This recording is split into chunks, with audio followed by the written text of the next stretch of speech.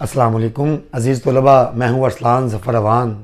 آج first year کا سبق نمبر 2 پڑھنے جا رہے ہیں میرا بیٹا ہم لوگ۔ سبق نمبر 2 کا عنوان ہے اپنی مدد آپ۔ اس کے مصنف ہیں سر سید احمد خان۔ میرا بیٹا صنف کے اعتبار سے یہ جو سبق ہے اپنی مدد آپ، صنف کے اعتبار سے مقالہ یا مضمون ہے۔ اس کے علاوہ ماخذ یہ اپنی مدد آپ سبق لیا کہاں سے گیا ہے؟ یہ مقالات سر سید جلد پنجم سے لیا گیا ہے۔ تو میرا بیٹا شروع کرتے ہیں۔ میں کوشش کروں گا کہ اس سبق کو 2 حصوں میں تقسیم کیا جائے تاکہ آپ کے لیے سمجھنے میں آسانی ہو جائے۔ پہلا حصہ ہمارا میرا بیٹا صفحہ نمبر 1 مکمل ہوگا اور صفحہ نمبر 2 کے 2 پیراگراف ہیں جو آج ہم کام کرنے جا رہے ہیں۔ اس میں صفحہ نمبر 1 مکمل ہے اور صفحہ نمبر 2 کے پہلے 2 پیراگراف یا اقتباس ہیں۔ تو میرا بیٹا شروع کرتے ہیں۔ اس سبق کا آغاز ہوتا ہے جی اس ایک خاص مقولے سے، خاص قول سے۔ وہ کون سا قول ہے؟ خدا ان کی مدد کرتا ہے جو آپ اپنی مدد کرتے ہیں۔ میرا بیٹا مولانا ظفر علی خان کا ایک شعر بھی اسی قول کی عکاسی کرتا ہے کہ خدا نے آج تک اس قوم کی حالت نہیں بدلی، نہ ہو جس کو خیال آپ اپنی حالت کے بدلنے کا۔ میرا بیٹا سر سید کہتے ہیں کہ یہ آزمودہ مقولہ ہے۔ آزمودہ آزمایا ہوا مقولہ ہے۔ مقولہ کسے کہتے ہیں؟ مقولہ میرا بیٹا ایسا قول جس کی سچائی سب مانتے ہوں، سب نے تسلیم کیا ہو کہ واقعی یہ اتھینٹک ہے، صحیح ہے۔ تو یہ ایک آزمودہ، نہایت آزمودہ مقولہ ہے یہ والا۔ خدا ان کی مدد کرتا ہے جو آپ اپنی مدد کرتے ہیں۔ میرا بیٹا مصنف کہتے ہیں کہ ایک شخص میں اپنی مدد کا جوش جو ہے اس کی سچی ترقی کی بنیاد ہے۔ یقیناً جب ایک شخص اپنی مدد آپ کرنے کا جوش رکھتا ہے، اپنی مدد آپ کرنے کا جذبہ رکھتا ہے، کوئی مسائل آ گئے ہیں تو مسائل کو حل کرنے کا اپنی مدد خود کرتا ہے مسائل کو حل کرنے کے لیے، تو نصرت رب بھی اس کے ساتھ شامل ہو جاتی ہے، یعنی اللہ تعالیٰ کی مدد بھی اس کو ملتی ہے اور یقیناً وہ کامیابی سے ہمکنار ہوتا ہے۔ اسی طرح جب ایک شخص میں یہ جذبہ آ جائے تو وہ کامیابی سے ہمکنار ہوگا۔ جب بہت سے شخصوں میں، بہت سے لوگوں میں جب یہ جذبہ آ جائے گا تو ان کے ساتھ ساتھ ملک بھی ترقی کرے گا، قوم بھی ترقی کرے گی۔ میرا بیٹا آگے چلتے ہیں جی۔ جس طرح جب کسی شخص کے لیے یا کسی گروہ کے لیے جب دوسرا کوئی کام کرتا ہے، ایک شخص کے لیے دوسرا شخص کوئی کام کر رہا ہے یا ایک گروہ کے لیے دوسرا گروہ کام کرتا ہے تو کیا ہوگا؟ نتیجہ کیا ہوگا؟ جس کے لیے کام کیا جا رہا ہے وہ تو ہر ڈرام ہو جائیں گے۔ ان کی تو نیت یہی ہوگی کہ ہمارے لیے کوئی دوسرا ہی کام کرتا جائے، ہمیں کچھ نہ کرنا پڑے، بلکہ ہم آرام کریں اور دوسرے لوگ ہمارے لیے کام کرتے چلے جائیں۔ اس کا نتیجہ کیا ہوگا؟ اس کا نتیجہ یہ ہوگا کہ اس گروہ کے لیے، اس شخص کے لیے، اس شخص میں، اس گروہ میں جس کے لیے کام کیا جا رہا ہے اس میں سے جوش ختم ہونا شروع ہوگا۔ جب جوش ختم ہوگا تو غیرت ختم ہونا شروع ہو جائے گی اور آہستہ آہستہ عزت نفس بھی اس کی ختم ہونا شروع ہو جائے گی۔ جب ایک شخص کا یہ حال ہے، ایک گروہ کا یہ حال ہے کہ جب کسی دوسرے پر منحصر ہوں گے، دوسرے کی مدد کو ہی سب کچھ جانیں گے، تو جب قوم ایسا کرے گی، جب قوم کسی دوسرے پر منحصر ہوگی تو اس کے ساتھ کیا ہوگا؟ وہ بھی ذلت اور رسوائی کا شکار ہو جائے گی۔ جی دوسرے پیراگراف کی طرف چلتے ہیں۔ یہ ایک نیچر کا قاعدہ ہے، نیچر کہتے ہیں فطرت کو۔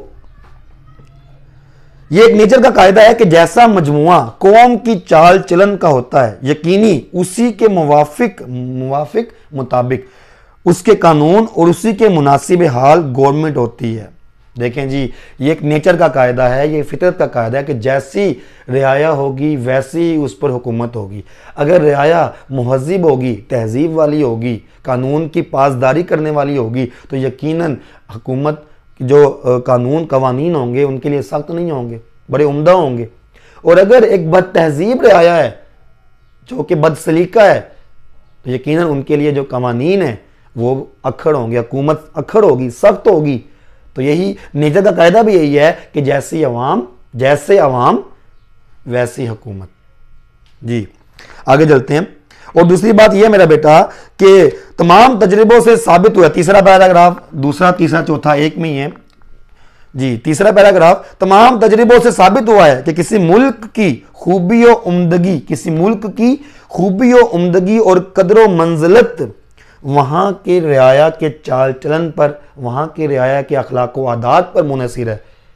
یہ نہیں آپ کہہ سکتے کہ کسی ملک کی جو خوبی اور عمدگی ہے وہ حکومت پر منحصر ہے، ایسا نہیں ہے۔ کسی ملک کی خوبی اور عمدگی اس کے عوام، اس کے رعایا کہ چال چلن، اخلاق و عادات پر منحصر ہے۔ اگر تہذیب والے اخلاق ہوں گے، شائستہ اخلاق ہوں گے، مہذب اخلاق ہوں گے، تو یقیناً وہ ملک کی خوبی اور عمدگی بڑھے گی۔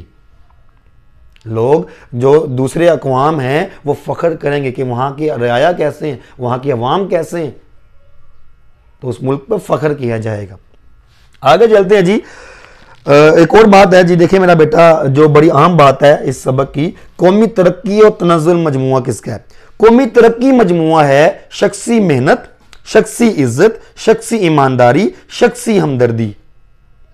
دیکھیں بھئی، قوم کی جو ترقی ہے، قوم ترقی کب کرتی ہے؟ جب ہر شخص انفرادی طور پر ایمانداری کرے، ہر شخص انفرادی طور پر محنت کرے گا، ہر شخص انفرادی طور پر کیا کہتے ہیں ہمدردی کرے گا دوسروں کے ساتھ، تو یقیناً اس کے ساتھ ساتھ قوم کی ترقی بھی ہوگی۔ اس کے برعکس اگر دیکھا جائے قومی تنزل کس کا، قومی تنزل جو مجموعہ ہے وہ کس چیز کا ہے؟ شخصی سستی، شخصی بے عزتی، شخصی بے ایمانی، شخصی خود غرضی اور شخصی برائیوں کا۔ اگر ایک شخص انفرادی طور پر برا ہے، سست ہے، محنت نہیں کرتا، تو اس کا اثر اس کے قوم پر بھی پڑے گا، کیونکہ میرا بیٹا قوم اور فرد کا چولی دامن کا ساتھ ہے۔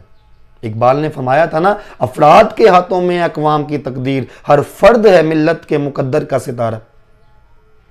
افراد کے بغیر قوم نہیں، قوم کے بغیر افراد نہیں ہے۔ لہٰذا اگر افراد اچھے ہوں گے، افراد محنت کرنے والے ہوں گے، افراد ایماندار ہوں گے، دوسروں کے ساتھ ہمدردی کرنے والے ہوں گے، تو افراد کے ساتھ ساتھ قوم بھی ترقی کرے گی۔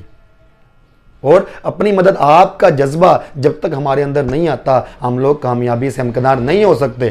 اپنی مدد آپ کا جذبہ ہی قوموں کو عروج پر لے گیا ہے، اور اپنی مدد آپ کے جذبے سے جو ہم پیچھے ہو گئے ہیں، جو پیچھے ہو جاتے ہیں اپنی مدد آپ کے جذبے سے، وہ زوال کا شکار ہوتے ہیں۔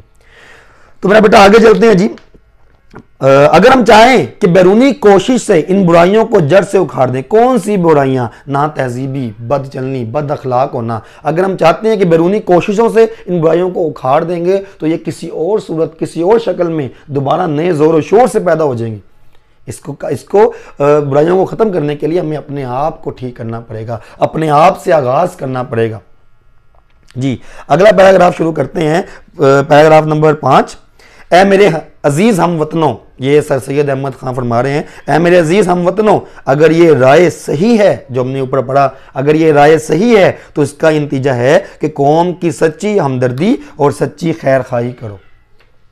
ظاہری بات ہے، اگر قوم کی ہمدردی اور خیر خواہی کیسے کریں گے؟ انفرادی طور پر خود کو بہتر کر کے، کسی دوسرے پر انحصار نہیں کرنا، اپنی مدد خود کرنی ہے، تاکہ ہمارے ساتھ ساتھ ہمارے ملک و قوم کی بھی فلاح ہو، ترقی مل سکے ہمارے ملک و قوم کو بھی۔